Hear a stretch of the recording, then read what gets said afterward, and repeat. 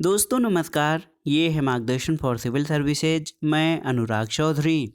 दोस्तों TGT PGT एवं LT grade भारतीय इतिहास के महत्वपूर्ण प्रश्नों के प्रैक्टिस सेट में इस वीडियो में हम सॉल्व करेंगे आगामी परीक्षाओं के लिए महत्वपूर्ण प्रश्नों का अभ्यास सेट। इसमें हम कुल 62 प्रश्नों को सॉल्व करेंगे और प्रश्नों को सॉल्व करते समय उसकी व्याख्या भी करते चलेंगे ताकि आप उसे आसानी से समझ सकें और कुछ अन्य तथ्यों को भी जान सकें। दोस्तों ये प्रैक्टिस सेट टीजीटी पीजीटी और एलटी ग्रेड परीक्षा के साथ गवर्नमेंट इंटर कॉलेज प्रवक्ता, गवर्नमेंट डिग्री कॉलेज, उच्चतर शिक्षा असिस्टेंट प्रोफेसर, केंद्रीय विद्यालय संगठन और नेट जेआरएफ आदि परीक्षाओं के लिए बहुत ही उपयोगी है। तो आइए शुरू करते हैं आज का प्रैक्टिस सेट। दोस्तों आज के वीडियो का पहला प्रश्न है, प्राचीन भारत में कृषि के प्राचीनतम साक्ष्य कहाँ से मिले हैं। ऑप्शन देखिए, बोरी, मेहरगढ़, इनाम गांव और गिलुंद। तो सही उत्तर है प्राचीन भारत में कृषि के प्राचीनतम साक्ष्य मेहरगढ़ से मिले हैं। दोस्तों भारत का प्राचीनतम कृषि साक्ष्य वाला स्थल मेहरगढ़ है जो कि पाकिस्तान के बलूचिस्तान में स्थित है और यहाँ से 7000 ईसा पूर्व से कृषि के साक्ष्य प्राप्त होते हैं। अगला प्रश्न है दोस्तों, पूर्व पाषाण युग के लोगों का मुख्य उद्यम क्या था। यहाँ पर देखिए ऑप्शन है शिकार, कृषि, पशुपालन या इनमें से कोई नहीं। तो आप जान लीजिए दोस्तों, शिकार यानी आखेट बहुत ही महत्वपूर्ण है। आखेट यानी शिकार दोस्तों पूर्व पाषाण युग के लोगों का मुख्य उद्यम था और कृषि का ज्ञान न होने के कारण वो आखेट में मारे गए पशु, वनों से प्राप्त फल फूल कंदमूल, नदियों और झीलों से प्राप्त मछलियों पर आश्रित था। अगला प्रश्न है, निम्नलिखित में से किस राज्य में हड़प्पा कालीन अवशेष प्राप्त नहीं हुए हैं, आपको बताना है। देखिए पंजाब, उत्तर प्रदेश, तमिलनाडु और गुजरात। तो उत्तर है तमिलनाडु से। दोस्तों तमिलनाडु राज्य में किसी भी प्रकार के हड़प्पा कालीन अवशेष नहीं मिले हैं। हड़प्पा संस्कृति के स्थलों में सबसे उत्तरी स्थल जम्मू में चिनाब नदी के तट पर अखनूर के निकट मांडा, सबसे दक्षिण स्थल प्रवरा नदी के तट पर दायमाबाद, पश्चिमी स्थल दास्क नदी के किनारे सुतकांगेडोर और पूर्वी स्थल मेरठ उत्तर प्रदेश में हिंडन नदी के किनारे आलमगीरपुर है। तो याद रखिएगा दोस्तों, तमिलनाडु से जो है सिंधु घाटी सभ्यता के या हड़प्पा कालीन अवशेष कोई नहीं प्राप्त हुए हैं। अगला प्रश्न है, नौदा टोली, एरण और नागदा की मालवा संस्कृति 1700 से 1200 ईसा पूर्व किस संस्कृति का प्रमाण है। तो उत्तर है दोस्तों हड़प्पा पश्चात या परवर्ती हड़प्पा कालीन। कई संस्कृतियों को ताम्रपाषाणिक कहते हैं। इसका अर्थ है पत्थर और तांबे के उपयोग की अवस्था। तकनीकी दृष्टि से ताम्रपाषाण अवस्था हड़प्पा की कांस्य युगीन संस्कृति से पूर्व की है, लेकिन कालक्रम के अनुसार दोस्तों आप जान लीजिए कि भारत में हड़प्पा की कांस्य संस्कृति पहले आती है और अधिकांश ताम्रपाषाणिक युगीन संस्कृतियां बाद में आती हैं। नौदा टोली, एरण और नागदा की मालवा संस्कृति जो ताम्रपाषाणिक संस्कृति है, इसका काल हड़प्पा काल के बाद आता है। अगला प्रश्न है, निम्नलिखित में से कौन सा युग्म सुमेलित नहीं है। तो यहाँ पर देखिए दोस्तों, देखिए सामवेद गंधर्व वेद से सही सुमेलित है। इसके अलावा जो है अथर्ववेद का उपवेद जो है आप जान लीजिए शिल्पवेद है। तंत्रवेद ऋग्वेद से सुमेलित नहीं है और यजुर्वेद आप जान लीजिए यजुर्वेद का जो उपवेद है वो धनुर्वेद है। चरण व्यूह के अनुसार ऋग्वेद का उपवेद आयुर्वेद है और दोस्तों आप जान लीजिए कि तंत्रवेद से ऋग्वेद संबंधित नहीं है। ऑप्शन सी सही सुमेलित नहीं है। अगला प्रश्न है दोस्तों, ये कथन किस ग्रंथ में उल्लिखित है कि युद्ध का प्रारंभ मनुष्यों के मस्तिष्क में होता है। तो उत्तर है अथर्ववेद, ऑप्शन सी।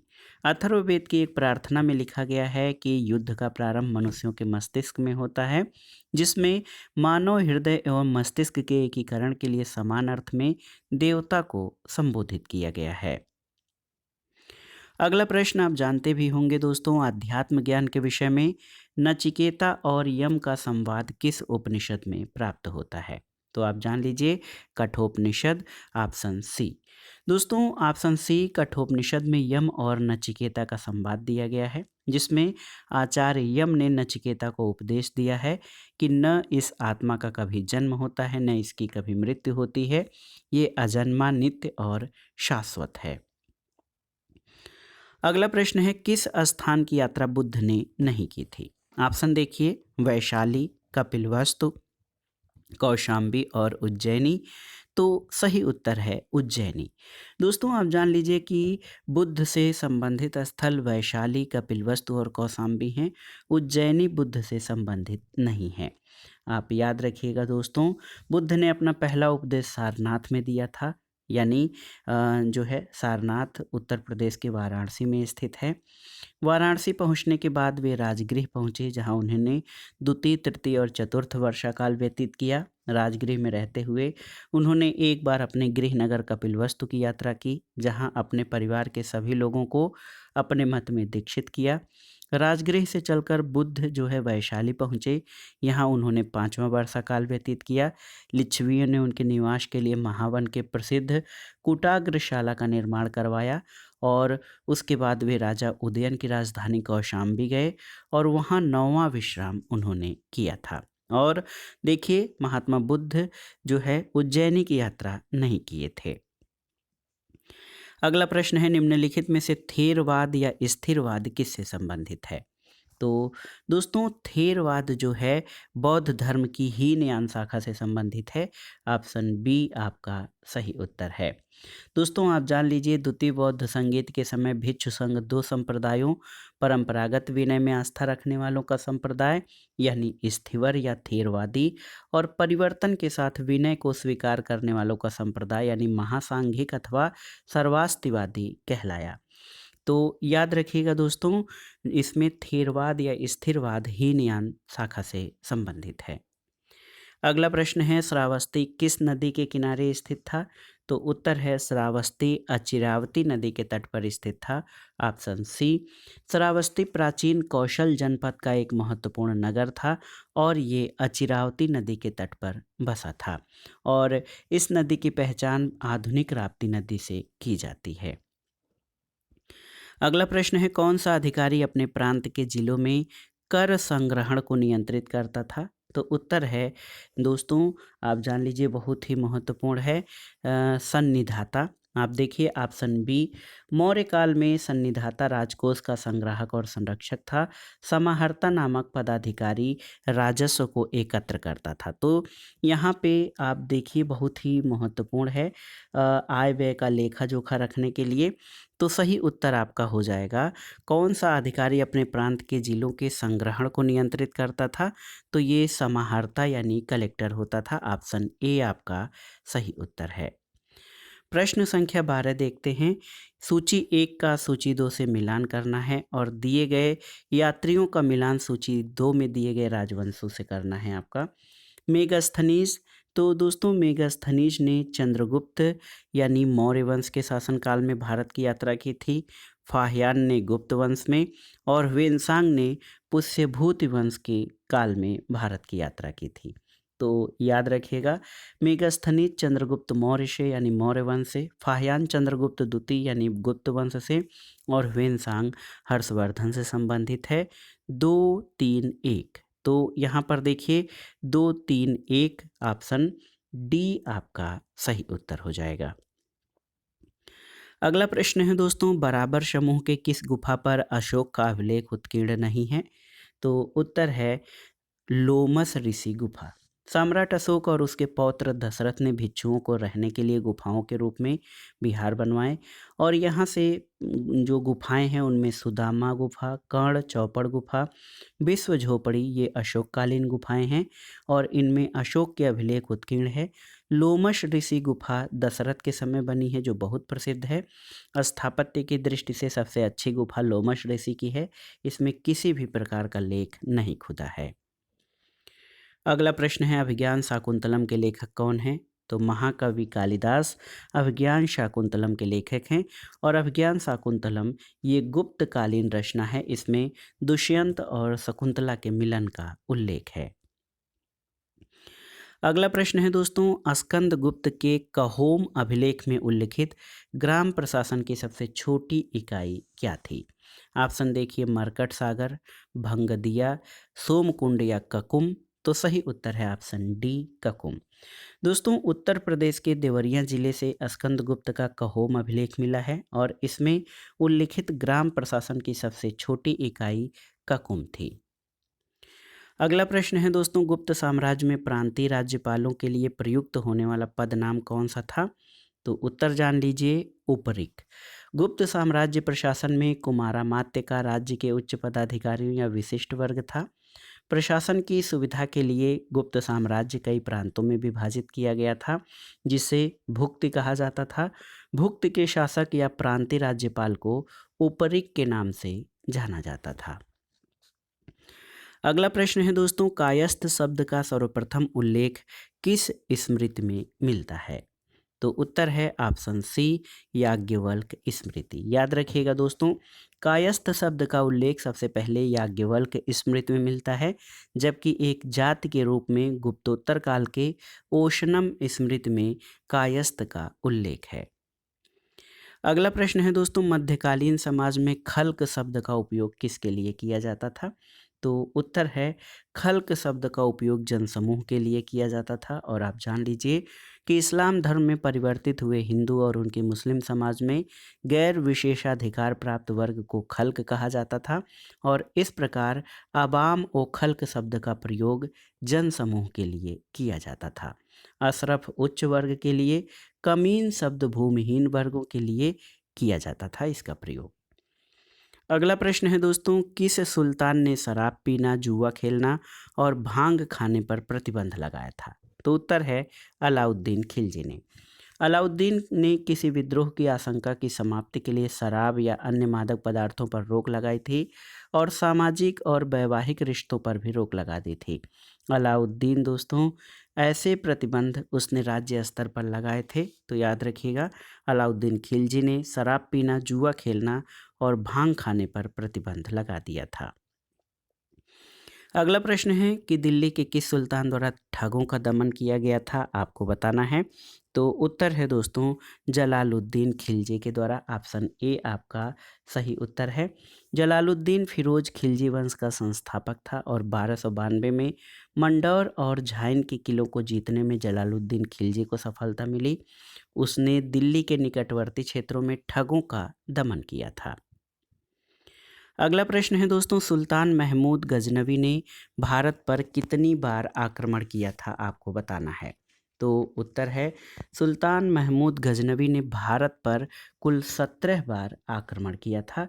1000 से लेकर 127 ईस्वी के बीच भारत पर महमूद गजनवी ने 17 बार आक्रमण किए और जाटों और खोखरों को दंड देने के लिए महमूद गजनवी ने 1027 में भारत पर अंतिम आक्रमण किया था। अगला प्रश्न है दोस्तों, महमूद गजनवी ने सबसे पहले किसे हराया था? तो उत्तर है हिंदू शाही राजा जयपाल को। ऑप्शन ए आपका सही उत्तर है।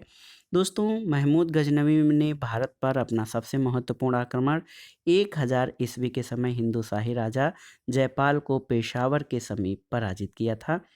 महमूद ने कुछ हाथी और 2,50,000 दिनार लेकर जयपाल को मुक्त किया था। अगला प्रश्न है दोस्तों, निम्नलिखित में से कौन अधिकारी अलाउद्दीन खिलजी के बाजार नियंत्रण से संबंधित नहीं था? देखिए, दीवान रियासत, वरीद ए मंडी, शहना ए मंडी या दरोगा ए मंडी।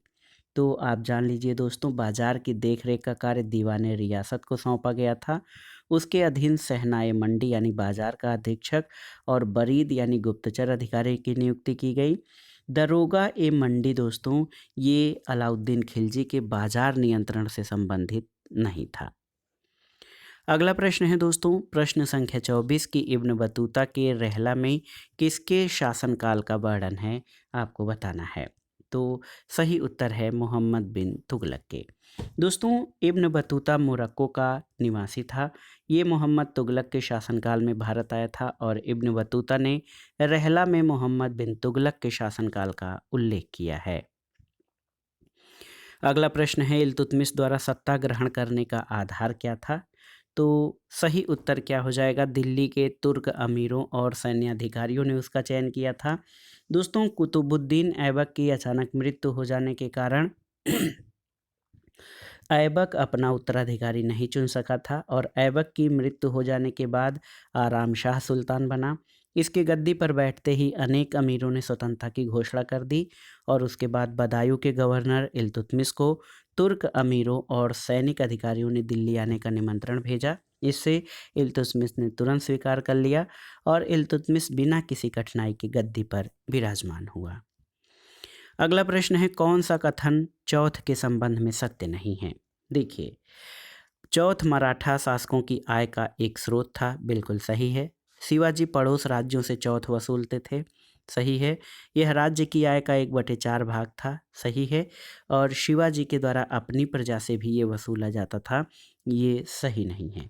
तो मराठा शासकों की आय का प्रमुख स्रोत जो है चौथ था, ये पड़ोसी राज्यों से वसूला जाता था, जो राज्य की आय का 1/4 भाग होता था और इस कर के बदले में पड़ोसी राज्यों को मराठों के आक्रमण और लूटपाट से बचने का आश्वासन दिया जाता था और चौथ जो है अपनी प्रजा से नहीं वसूला जाता था। अगला प्रश्न है दोस्तों, शिवाजी के समय भूमि राजस्व की दर संभवतः उपज का कितना भाग थी? तो उत्तर है 2/5 भाग। दोस्तों, शिवाजी के समय भू राजस्व की दर 2/5 भाग या 40% थी। शिवाजी के शासनकाल में प्रारंभ में उपज के आधार पर उपज का 1/3 भाग भूमि कर लिया जाता था। बाद में शिवाजी ने अन्य स्थानीय करों और चुंगियों को समाप्त कर दिया और भूमि कर में वृद्धि करके 2/5 कर दिया था। अगला प्रश्न है, मध्यकालीन भारत का इतिहास लिखा गया था किस भाषा में? देखिए, तुर्की में, फारसी में, उर्दू में या फिर पश्तो में? तो सही उत्तर क्या है? फारसी में। दोस्तों, मध्यकालीन भारत का इतिहास फारसी भाषा में लिखा गया था। मुगलों की राजभाषा फारसी थी और राजकाल से जुड़े सभी कार्य फारसी में ही संपन्न किए जाते थे। भारत में फारसी साहित्य का विकास मुस्लिम विजेताओं के आगमन से प्रारंभ हुआ और ये प्रारंभ में शासक वर्ग और अमीर वर्ग की भाषा थी और इसको उन्हीं का संरक्षण भी प्राप्त था। अगला प्रश्न है, कौन सा ग्रंथ दारा शिकोह की रचना नहीं है? आपको बताना है। सिर्रे अकबर, मजमा अल बहरीन, समुद्र संगम या दराबनामा? तो सही उत्तर है दाराबनामा। दोस्तों, दाराबनामा को तारीख रशीदी भी कहा जाता है और ये दारा शिकोह की रचना नहीं है। सिर्रे अकबर दारा शिकोह के नेतृत्व में उपनिषदों का फारसी अनुवाद है। मज्म उल बहरीन दारा शिकोह की रचना है। इसका अर्थ है 2 समुद्रों का मिलन या संगम। अगला प्रश्न है दोस्तों, भारत आने वाला पहला अंग्रेज कौन था? आपको बताना है। तो उत्तर है थॉमस स्टीफेंस। दोस्तों, पश्चिम भारत आने वाला पहला अंग्रेज थॉमस स्टीफेंस था। थॉमस स्टीफेंस एक अंग्रेज जेसुइट पुजारी, मिशनरी, लेखक और भाषाविद था। अगला प्रश्न है, औरंगजेब के शासनकाल में जिन सतनामियों ने बगावत करके नारनौल शहर पर अधिकार किया था, वे किसके अनुयायी थे? तो उत्तर है रविदास के। दोस्तों, बहुत ही महत्वपूर्ण प्रश्न है, आप जान लीजिए कि औरंगजेब के शासनकाल में संत रविदास के जो अनुयायियों ने, सतनामियों ने बगावत करके नारनौल शहर पर अधिकार किया था, वे संत रविदास के अनुयायी थे। सतनामी एक निम्न वर्ग से जुड़ा कृषक समुदाय था, जबकि सतनामी साहित्य में कबीर को गुरु का दर्जा दिया गया है। अगला प्रश्न है, कौन प्रेस की स्वतंत्रता के समर्थक थे? Charles Metcalfe, Lord Hastings, Lord Macaulay या ये सभी? तो सही उत्तर है ये सभी। दोस्तों, आप देखिए, Hastings, Auckland, Ripon, William Bentinck, Lord Metcalfe ऐसे गवर्नर जनरल और वायसराय थे जो प्रेस की स्वतंत्रता के पक्षधर थे। लॉर्ड मैकाले भी प्रेस की आज़ादी का समर्थन करता था। अगला प्रश्न है, कौन चतुराईपूर्ण निष्क्रियता की नीति के साथ जुड़ा हुआ है? आप जान लीजिए दोस्तों, कौन चतुराईपूर्ण निष्क्रियता की नीति के साथ जुड़ा हुआ है? तो उत्तर है जॉन लॉरेंस। दोस्तों, इसकी नीति चतुराईपूर्ण निष्क्रियता की नीति कही जाती है। अगला प्रश्न है, बंगाल में द्वैध शासन का अंत कब हुआ था? तो याद रखिएगा, 1772 में बंगाल में द्वैध शासन का अंत हुआ था। और बहुत ही महत्वपूर्ण प्रश्न है, वारेन हेस्टिंग्स के कार्यकाल में 1772 में कोर्ट ऑफ डायरेक्टर्स ने दोहरी शासन प्रणाली को समाप्त करने का निर्णय लिया और कलकत्ता परिषद और उसके प्रधान को निर्देश दिया कि वे स्वयं दीवान बने और बंगाल, बिहार और उसके प्रधान जो है बंगाल, बिहार और उड़ीसा के प्रबंध को अपने हाथ में ले लें। अगला प्रश्न है दोस्तों, लॉर्ड डलहौजी ने किस वर्ष ये घोषणा की कि मुगल बादशाह बहादुर शाह के उत्तराधिकारियों को लाल किला खाली करना पड़ेगा? तो उत्तर क्या है? 1849, 1849 में। ऑप्शन बी आपका सही उत्तर है। दोस्तों 1849 में गवर्नर जनरल डलहौजी ने घोषणा की कि बहादुर शाह की मृत्यु के बाद बादशाह के परिवार को लाल किले से निकालकर उसे दिल्ली में कहीं और बसाया जाएगा। और 1856 में गवर्नर जनरल कैलिंग ने फैसला सुनाया कि बहादुर शाह जफर आखिरी मुगल बादशाह होंगे और उनकी मृत्यु के बाद उनके किसी भी वंशज को बादशाह नहीं माना जाएगा। अगला प्रश्न है दोस्तों, लॉर्ड मेयो की हत्या किस वर्ष हुई थी? तो उत्तर क्या है? 1872। दोस्तों आप जान लीजिए 1872 में लॉर्ड मेयो की हत्या हुई थी। अंडमान निकोबार द्वीप के भ्रमण के दौरान शेर अली अफरीदी नामक एक कैदी ने लॉर्ड मेयो की हत्या 1872 में कर दी थी। अगला प्रश्न है दोस्तों, लॉर्ड कर्जन ने 1901 में पुरातत्व विभाग का डायरेक्टर जनरल नियुक्त किया गया था किसको? तो उत्तर है देखिए सर जॉन मार्शल को। 1901 में, वर्ष याद रखिएगा 1901, 1901 में सर जॉन मार्शल को लॉर्ड कर्जन ने पुरातत्व विभाग का डायरेक्टर जनरल नियुक्त किया। और अलेक्जेंडर कनिंघम को भारतीय पुरातत्व सर्वेक्षण विभाग का जनक माना जाता है। RD. Banerjee sir John Marshall के सहयोगी थे। इन्होंने मोहनजोदड़ो की खोज की थी। अगला प्रश्न है, किस गवर्नर जनरल या वायसराय ने पुरातत्वीय अवशेषों के रखरखाव में गहन दिलचस्पी दिखाई थी? तो यहाँ ऑप्शन आपके सामने हैं। सही उत्तर हो जाएगा लॉर्ड कर्जन ने। भारत के पुरातत्व सर्वेक्षण संबंधी जो प्रयास हुए हैं उसमें कलकत्ता में विलियम जोन्स द्वारा 1784 में एशियाटिक सोसाइटी की स्थापना के साथ हुआ। और कैनिंग के द्वारा 1861 में अलेक्जेंडर कनिंघम को प्रथम पुरातात्विक सर्वेक्षक नियुक्त किया गया। लॉर्ड कर्जन के कार्यकाल के दौरान 1901 में भारतीय पुरातत्व सर्वेक्षण यानी एएसआई को एकीकृत और केंद्रीकृत स्वरूप देते हुए जॉन मार्शल को इसका पहला महानिदेशक बनाया गया था। अगला प्रश्न है दोस्तों, कांग्रेस के किस अधिवेशन में भारतीय राष्ट्रीय आंदोलन का उद्देश्य पूर्ण स्वराज घोषित किया गया? तो ये था लाहौर अधिवेशन 1929। ये कांग्रेस का दोस्तों 44वां अधिवेशन था जो कि 31 दिसंबर, याद रखिएगा 31 दिसंबर 1929 को लाहौर में जवाहरलाल नेहरू की अध्यक्षता में हुआ था। और भारतीय राष्ट्रीय आंदोलन का उद्देश्य पूर्ण स्वराज इस अधिवेशन में घोषित किया गया था जिसकी अध्यक्षता जवाहरलाल नेहरू ने किया था।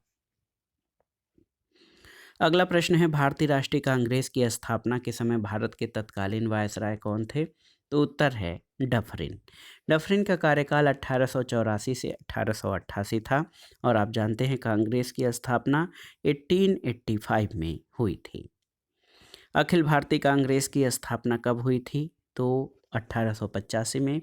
दोस्तों 1885 में भारतीय राष्ट्रीय कांग्रेस की स्थापना अंग्रेज सिविल सेवा के रिटायर्ड अधिकारी ए.ओ. ह्यूम यानी एलन ऑक्टेवियन ह्यूम के द्वारा की गई थी। अगला प्रश्न है, लॉर्ड डलहौजी ने किस वर्ष एक्ट के द्वारा विधवा पुनर्विवाह को वैध घोषित किया था?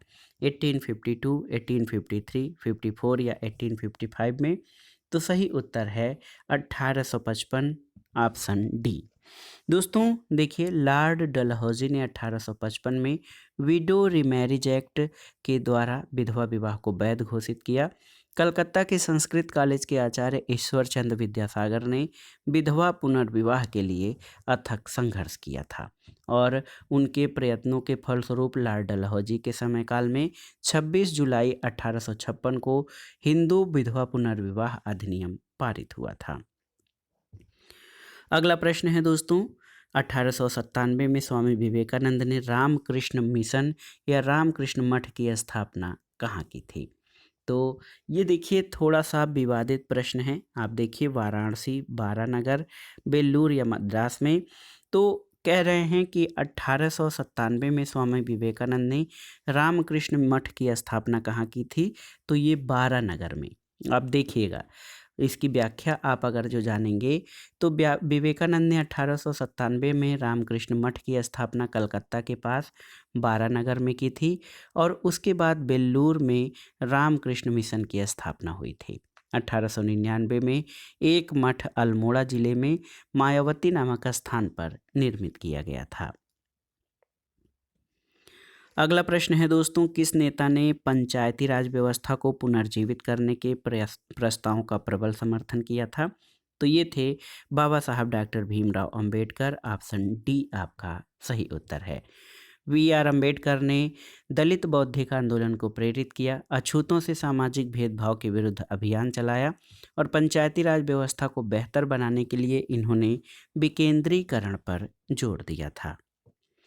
अगला प्रश्न है दोस्तों, सर माइकल ओ डायर को किसने मारा था? तो आप जान लीजिए, ऑप्शन डी सही उत्तर है, सरदार ऊधम सिंह ने।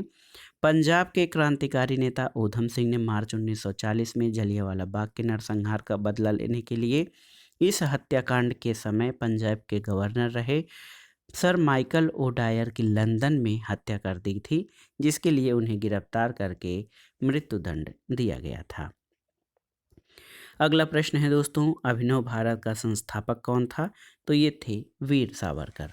दोस्तों, वी.डी. सावरकर या विनायक दामोदर सावरकर, जिनको वीर सावरकर कहा जाता है, 1899 में मित्र मेला संगठन की स्थापना की गई थी और यही मित्र मेला 1904 में एक गुप्त सभा अभिनव भारत के रूप में परिवर्तित हो गया था।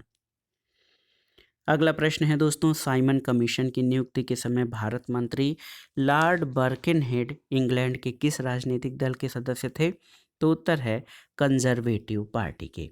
दोस्तों देखिए, साइमन कमीशन की नियुक्ति के समय भारत मंत्री लॉर्ड बर्किनहेड इंग्लैंड के कंजर्वेटिव पार्टी के सदस्य थे। 8 नवंबर 1927 को साइमन आयोग की घोषणा की गई। इस आयोग के सभी सदस्य अंग्रेज थे।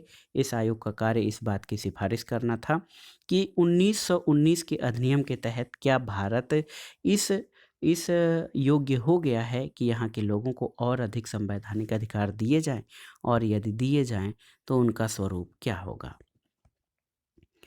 अगला प्रश्न है दोस्तों, शाही भारतीय नौसेना यानी जो रॉयल इंडियन नेवी के नाविकों ने किस दिन विद्रोह किया था? तो उत्तर है 18 फरवरी 1946 को। तिथि याद रखिएगा। शाही भारतीय नौसेना के नाविकों ने 18 फरवरी 1946 को विद्रोह किया था और इस आंदोलन का मुख्य कारण अंग्रेजों की दंभपूर्ण श्रेष्ठता की नीतियां और प्रजाति भेदभाव था। अगला प्रश्न है दोस्तों, निम्नलिखित घटनाओं को कालक्रम की दृष्टि से व्यवस्थित कीजिए और दिए गए कूट से सही उत्तर का चयन करिए। देखिए, 4 फरवरी 1922 को चौरी चौरा घटना हुई थी। मोपला विद्रोह 1921 में हुआ था, याद रखिएगा, 1921 में। और सूर्यसेन के नेतृत्व में 4 फरवरी 1922 को चटगांव शस्त्रागार सूर्यसेन के नेतृत्व में 18 अप्रैल 1930 को हुआ था। तो क्रम क्या है? देखिए 3-1-2, तो 3-1-2 ऑप्शन सी आपका सही उत्तर हो जाएगा। अगला प्रश्न है दोस्तों, महात्मा गांधी को सबसे पहले राष्ट्रपिता या फादर ऑफ द नेशन किसने कहा था? तो सुभाष चंद्र बोस ने। 6 जुलाई 1944 को सुभाष चंद्र बोस ने आज़ाद हिंद रेडियो पर बोलते हुए गांधी जी को संबोधित किया कि भारत की स्वाधीनता का आखिरी युद्ध शुरू हो चुका है राष्ट्रपिता। भारत की मुक्ति के इस पवित्र युद्ध में हम आपका आशीर्वाद और शुभकामनाएं चाहते हैं। अगला प्रश्न है दोस्तों, देखिए, वर्ष 1888 में राष्ट्रीय सामाजिक आंदोलन के प्रथम अधिवेशन जो मद्रास में हुआ था, उसकी अध्यक्षता किसने की थी? तो उत्तर है T Madhav Rao. Option A सही उत्तर है। राष्ट्रीय सामाजिक आंदोलन का पहला अधिवेशन 1888 में मद्रास में हुआ था। इसकी अध्यक्षता टी माधव राव ने की थी। अगला प्रश्न है दोस्तों, देवबंद उत्तर प्रदेश में दारुल उलूम का संबंध किससे था? तो उत्तर है प्राचीन मुस्लिम विद्या के अग्रणी मुसलमान उलेमाओं ने देवबंद आंदोलन या दारुल उलूम प्रारंभ किया। देवबंद सहारनपुर में स्थित है और यहाँ से प्रारंभ होने के कारण इसे देवबंद आंदोलन कहा जाता है। ये एक मुस्लिम सुधार आंदोलन था। ऑप्शन बी आपका सही उत्तर है। अगला प्रश्न है दोस्तों, गदर नाम की साप्ताहिक पत्रिका का प्रकाशन सबसे पहले कब हुआ था? तो ये था 1 नवंबर 1913 को। आप जान लीजिए दोस्तों, 1 नवंबर 1913 को गदर नाम की साप्ताहिक पत्रिका का प्रकाशन सबसे पहले हुआ था। सोहन सिंह भाकना ने 1913 में Hindustan association of the Pacific coast नाम की संस्था की स्थापना अमेरिका के सैन फ्रांसिस्को में की थी। इस संस्था ने गदर नामक एक अखबार निकाला। गदर अखबार का प्रथम अंक उर्दू भाषा में 1 नवंबर 1913 को प्रकाशित हुआ और इसी पत्रिका के नाम पर इस पार्टी का नाम गदर पार्टी पड़ गया था। अगला प्रश्न है, लंदन में करजन वायली को 1907 में किसने गोली मारी थी? तो ये थे मदन लाल धिंगरा। ऑप्शन सी सही उत्तर है। अगला प्रश्न है दोस्तों, खुदीराम बोस किससे संबद्ध थे? तो मुजफ्फरपुर से संबंधित थे खुदीराम बोस। और अप्रैल 1908 में आधुनिक बिहार के मुजफ्फरपुर जिले के न्यायाधीश किंग्सफोर्ड की हत्या करने का प्रयास किया गया। प्रफुल्ल चाकी और खुदीराम बोस को इन पर बम से हमला करने का निर्देश दिया गया।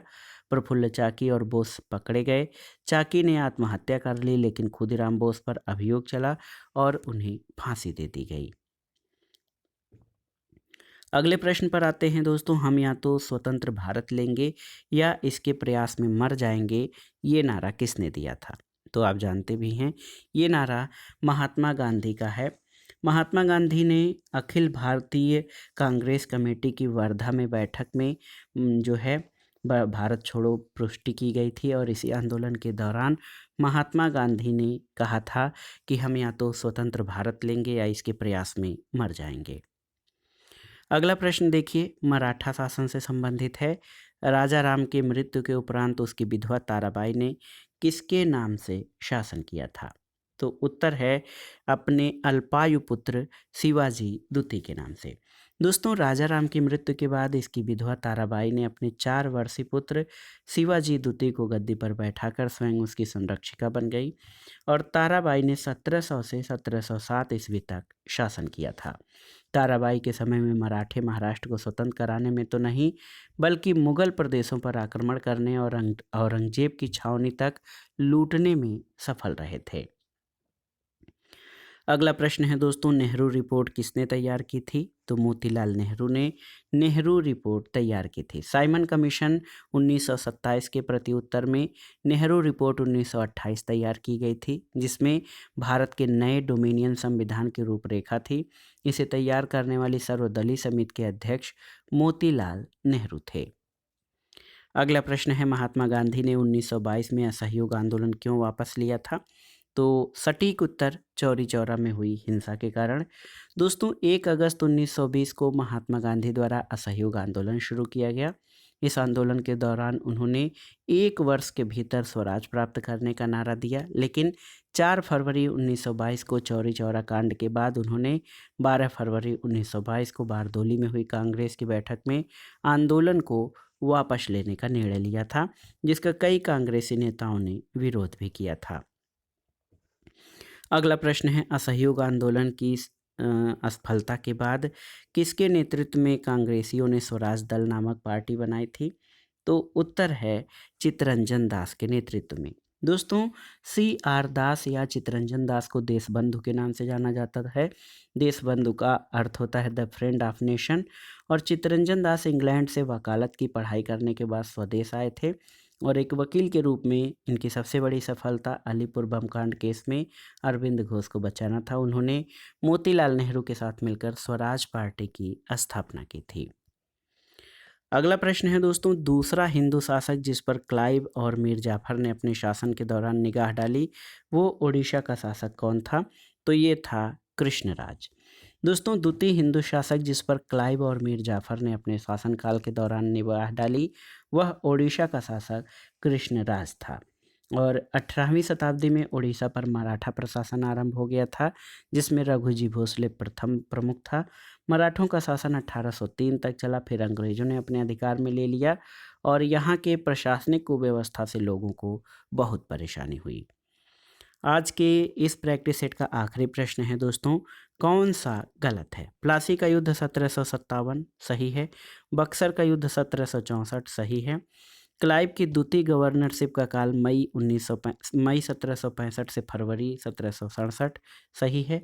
इलाहाबाद की संधि, दोस्तों देखिए इलाहाबाद की संधि 1762 ये आपका सही नहीं है। और आपके लिए एक प्रश्न है कि इलाहाबाद की संधि कब हुई थी, इलाहाबाद की दूसरी संधि कब हुई थी।